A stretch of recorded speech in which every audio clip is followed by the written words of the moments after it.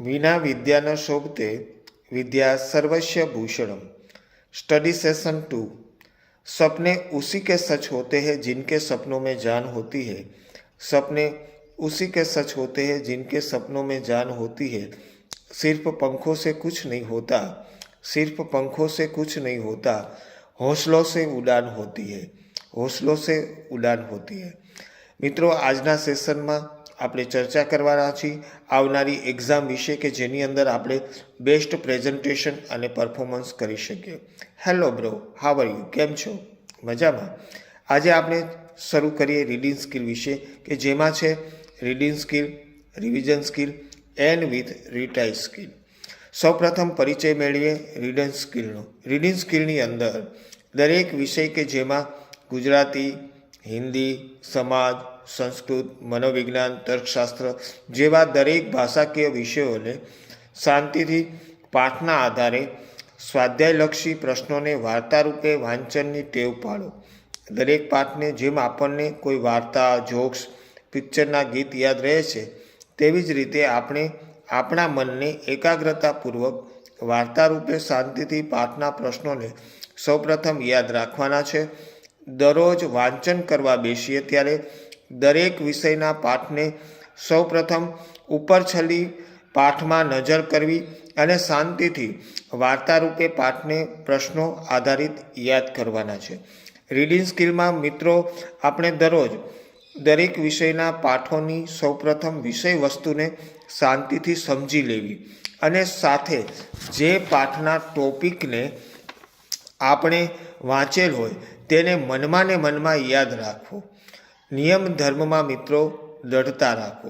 માતા પિતાને પગે લાગીને પછી શાળા કોલેજ જવાની ટેવ પાડો. હંમેશા યાદ રાખો કે આપણા માતા પિતાએ આપણી પાછળ એમના સપનાનું વાવેતર કરેલું છે, એટલે ક્યારેય પણ હંમેશા વ્યર્થ ટાઈમ પાસ ન કરીએ. સમયના મૂલ્યને સમજીએ. સમય ઝડપથી પસાર થઈ રહ્યો છે. આગળ જોઈએ રિવિઝન સ્કિલ. રિવિઝન સ્કિલની અંદર જ્યારે આપણે ઘરે નક્કી કરેલા સમયપત્રક પ્રમાણે વાંચન કરવા બેઠા હોય ત્યારે જે તે વિષયના પાઠના પ્રશ્નોને ગુણભાર પ્રમાણે એટલે કે વેઇટેજ પ્રમાણે જ્યારે વાંચન કરતા હોય અને જ્યારે એ જ પાઠના ટોપિકને રિવિઝન કરતા હોય ત્યારે પ્રશ્નોને એનાલિસિસ કરતા જાઓ કે મને વાંચન કરેલા દરેક પ્રશ્નો વાર્તા રૂપે યાદ રહે છે કે નહીં.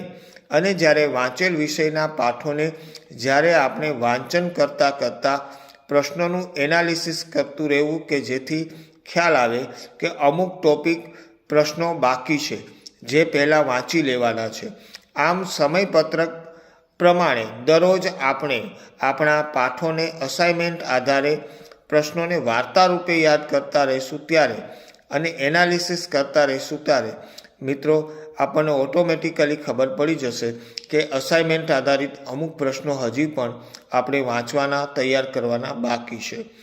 મિત્રો, આપણા સ્ટડી સેશનના દરેક વિડીયો તમારા પોતાના વોટ્સઅપ ગ્રુપમાં તમારા મિત્રો અને તમારા સગા સંબંધીઓને મોકલવાનું ભૂલશો નહીં, જેથી કરીને આપણા નાના ભાઈ બહેન પોતે ઘરે પોતાનું વાંચન, લેખન અને ગણન કરી શકે. તો આપણા દરેક સેશનના વિડીયો તમારા વોટ્સઅપ ગ્રુપમાં મોકલી દેશો. આગળ વિચારીએ તો રીટાઈ સ્કિલ. રીટાઈ સ્કિલ ખૂબ જ મહત્ત્વની છે. સૌપ્રથમ દરેક ભાષાકીય વિષયો અને અન્ય વિષયોને જ્યારે આપણે વાંચન, લેખન અને ગણન કર્યા કરતા હોય ત્યારે હંમેશા દરરોજ શાળાના, કોલેજના સમય સિવાય જ્યારે ઘરે આપણે વાંચવા સમયપત્રક મુજબ બેસીએ અને રીડિંગ કરતા હોય ત્યારે દરેક વિષયના દરરોજ વાંચેલા પાઠો આધારિત પ્રશ્નોને જ્યારે આપણે રિવિઝન કર્યા પછી અને રીડિંગ કર્યા પછી ફરીથી એનાલિસિસ કરવાનું કે આપણે જે વાંચેલા દરેક પ્રશ્નો છે એ કેટલા આપણને યાદ રહ્યા છે. આવી રીતે રીડિંગ કર્યા પછી, રિવિઝન કર્યા પછી પણ જો આપણને કન્ફ્યુઝન હોય તો આપણે ફરીથી એને પાઠને, એ જ પ્રશ્નોને અસાઇનમેન્ટ આધારિત રીટ્રાય કરતા રહેવાનું છે અને રીટ્રાય કરીને આપણે દરેક પ્રશ્નોને વાર્તા રૂપે યાદ કરતાં કરતાં દરેક પ્રશ્નોનું સોલ્યુશન કરવાનું છે. આમ દરરોજનું પ્રોપર પ્લાનિંગ સાથે દરરોજનું વિષય વસ્તુલક્ષી આપણે વાંચન, ગણન અને લેખન કરીશું તો આપણે દરેક હોશિયાર અને ટોપર વિદ્યાર્થીની જેમ અત્યારથી જ આપણા માર્ક્સને રિકવર કરી શકીશું.